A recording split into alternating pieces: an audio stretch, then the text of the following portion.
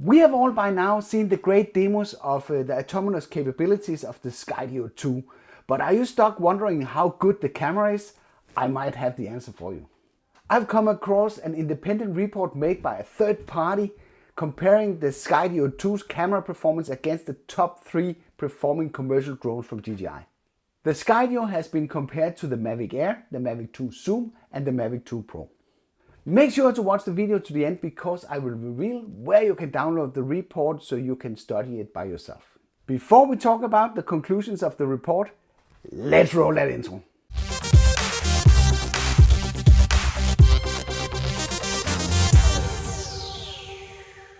Welcome to another video. I'm Henrik Olsen, and if you want to learn how to make better videos with your drone and camera in general, then consider subscribing and hitting the bell so you don't miss out on my weekly tips, tests and tutorials. One of you shared the link for the report with me that compares the 3 top drones from DJI against the Skydio. This drone benchmark report is quite comprehensive and it's made by a Finnish company called NomiCam.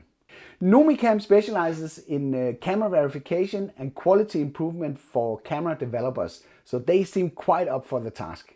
The report is 36 pages and it covers color reproduction, resolution, noise, dynamic range and exposure. All of the 4 drones are compared head to head in these 5 categories. You are probably not here to hear me go through every one of the 36 pages in the report. You are here for the conclusion. And I will give you that, and I bet you will be surprised. What drone do you think will be the best? Simply write the name of the drone in the comment below. One of the things that made me in my previous video go a little bit against the Skydio was the camera, because the sensor is the same 102 third 12 megapixel sensor that we know from the Mavic Air or the Mavic 2 Zoom. And owning a Mavic 2 Pro with a 1-inch Hasselblad sensor makes me a little spoiled and seriously concerned about the camera performance of the Skydio. But according to the report, the Skydio 2 camera is on par with the Mavic 2 Pro and even in some areas a tad better, especially when you're talking HDR video. You didn't see that one coming, but I guess this is the result of Skydio choosing the Jetson TX2 NVIDIA platform. The TX2 packs an enormous amount of computational power that will help process the raw footage from the camera in a better way and probably be the main reason why we see a comparable result. That basically means that the main advantage of the Mavic 2 Pro, the 1-inch Hasselblad camera, is taken out of the comparison, at least in relation to video. The report further reveals that the image of the Mavic 2 Pro is slightly more noisy in a lab test environment, but it turned out not to be a big issue during the field test. The gap in the Hdr capabilities between the Mavic 2 Pro and the Skydio can be closed by slightly underexposing the image of the Mavic 2 Pro. Both Mavic Air and Mavic 2 Zoom are on par when we talk exposure and resolution.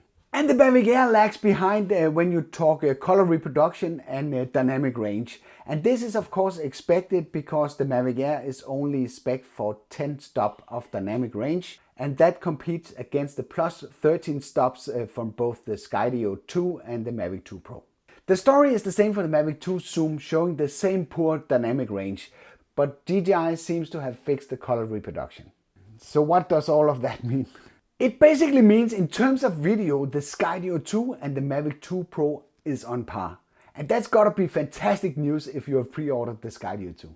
It kind of proves my point from the last video that you don't need to be caught up in sensor size and megapixel, as you basically only need 8.5 megapixel to capture 4K footage. And with the same bandwidth of 100 megabit per second, it seems Skydio is capable of getting more out of the raw feed from the camera than DJI is.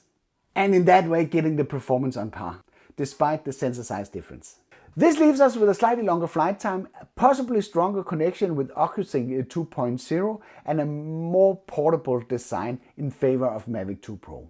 Are these features important to you and can justify the almost $1,000 difference? That's up to you to decide. Wait a minute. Didn't this guy tell you another number that was much smaller in the last video than $1,000? Yes, I did, and apparently my math skills, they suck, so luckily David O'Leary came to my rescue and set things in perspective. If we have to do the calculation again, we need the Mavic 2 Pro. That is $1,729 as it is right now. On top of this, We add the Fly More package, which is $439, and then we need the DJI Care. That means that we will end up with a total cost of $23.17 US without tax. If we got to do the same calculation for the Skydio, we need the drone, we need the remote, and we need 3 batteries to have the same amount of flight time as we had with the Fly More combo and the Mavic 2 Pro. That will leave us with a price tag of $1,450. So if you compare these two, the difference is more than $900. I said roughly $1,000 because that sounded better. That's a lot of extra money that you have to pay in DJI tax. Let me know if you disagree. This report clearly changes my view of the Skydio 2. I was a little reluctant buying it because I think it wouldn't fit my need, as I mentioned in the last video. But it seems with a camera that is on par, that opens up for a new array of opportunities. So I will definitely look into how I can get access to one of these babies once they start hitting the market. Could be fun riding the electric unicycle being chased by a Skydio 2. If you remember, I did an active track test with the Mavic 2 Pro, and it could be fun to repeat the same route with the Skydio 2, so we had like a one-to-one comparison. Yes, some of you are probably thinking this is not a hands-on review, but instead of just speculation this time, we actually have a report that sort of approaches this in a scientific way, doing a comparison. So the foundation for making a conclusion is a lot better. I do want to throw in a disclaimer. I don't know the origin of this report, and it can be rigged. I don't know, but I don't think so, because it seems very scientific and professional, and it's made by a third-party company that seems legit. But I do want to say that you should read the report with a grain of salt. The link for the report was kindly shared by 1015 Studios. Thank you for that. And if you are a Star Wars fan, I will highly encourage you to check out his channel. He's doing some pretty cool videos about that. I'll make sure there's a link in the description below. Finally, I promised you to tell you where you can download the report, and you can actually do that in the comment section below. In the description. All the way in the bottom. It has been there all the time, so quite sneaky. I will highly encourage you to download the report and make your own conclusions, and then come back to this video and share your opinion in the comment below.